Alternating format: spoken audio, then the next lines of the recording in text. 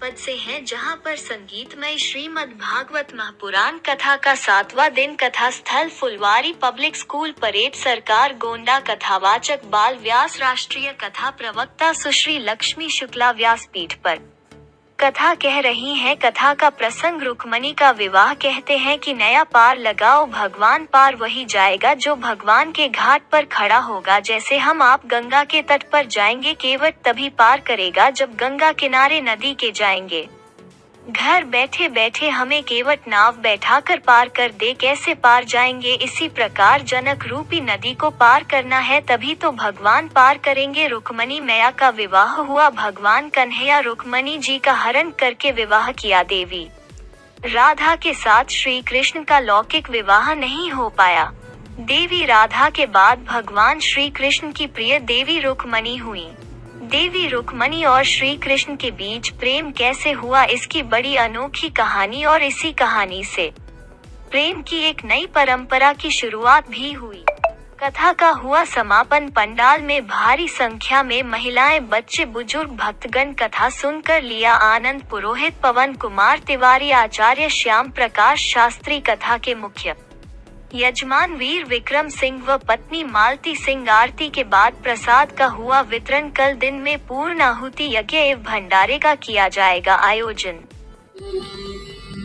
हमारे संसार में कैसी कैसी घटनाएं घट रही हैं। शास्त्रों का सहारा लेते हैं, बोले हम 2-4 घरों में चोरी करेंगे, बड़ी बात नहीं। कन्हैया ने तो खूब माखन चुरा चुरा के खाया।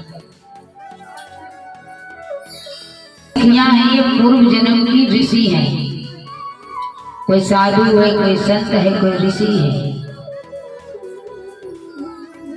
सभी ऋषियों ने भगवान से वरदान मांगा था, तुम्हारे साथ जीवन बिताना चाहते हैं।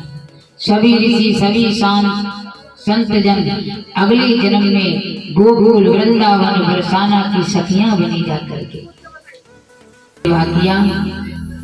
कुल मिलाकर के भगवान कन्हैया के 16,108 विवाह हुए। भगवान ने सिर्फ रुक्मणी से ही विवाह किया है, बाकी 16,108 कैसे विवाह हुए।